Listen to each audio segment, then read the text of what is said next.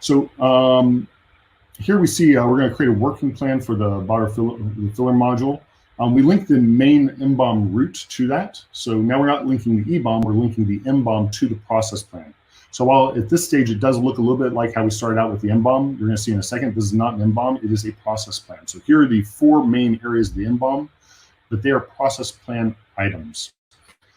So we're going to name them so we understand what each part of the process is. So the installation of the rotary filler, the installation of the filling unit, the installation of the fluidic systems.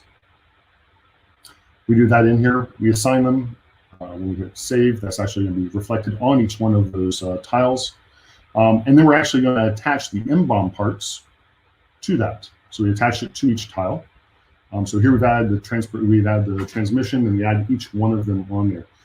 Now, one thing to notice is some of them are a little bit transparent. It's because they haven't actually been connected together. So once we assign them in the flow, you'll see they become more solid, and that indicates that they are actually receiving parts from the previous, doing their build-up, and able to move forward. So let's dig down into this vertical transmission. So here we're going to dig down. There's actually about 10 steps in the assembly process for this. So we're going to go ahead and accelerate forward a little bit. We have our 10 steps. They're generically lined out when they're first created. We have one at the beginning, which is entering into the process, and one at the end, which is actually the exit of this process.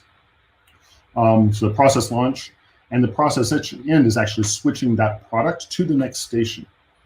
Now, as we go through, we can reorder these, we can move them around. And what we're going to do is we're actually going to set it up. The guidance rings on this filler are going to be done in parallel. So we can actually, we're just showing a very simple example here. There can be, for example, substations and offline stations as well that people go and do extra work, route that back into the main line. That's all possible. Now we've added the parts, MBOM parts into each item. We're going to check to make sure that all the MBOM parts are correctly assigned, so they are in this. So we're looking at the vertical transmission. All the MBOM parts are assigned. You'll see the individual parts on there is because they're not connected yet. If we haven't connected them, they're only going to show the part. They're not going to show the build-up. So when we come into the process, there's going to take about 35 seconds to get to launch the process, launch the machinery.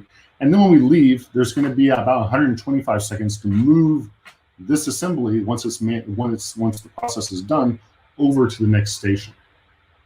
So now what we're going to do is we're going to connect all these together. And you'll see as we connect the case plate to the guide rings are placed on the case plate. So we can see that we're now building up and creating a virtual build of that product. And we're going to go ahead and move that down. So we move in the pinion, and once we've added the pinion, it falls into place in the assembly. Same thing for the main gear case loading and the motor itself. So we load the motor on there and then take it and push it out to the next step in the process. Now they're going to save it there because he's finished this small process. That is now solid, so it's all been correctly assigned. You'll see that the bottom part, the base here on the rotary filler install is solid, but the rotary filler itself is not yet defined, so it's transparent. So we'll go through, we're going to skip forward a little bit. We've gone through, we've assigned all the parts, we've done all the process, and now we have a full process to build the rotary filler.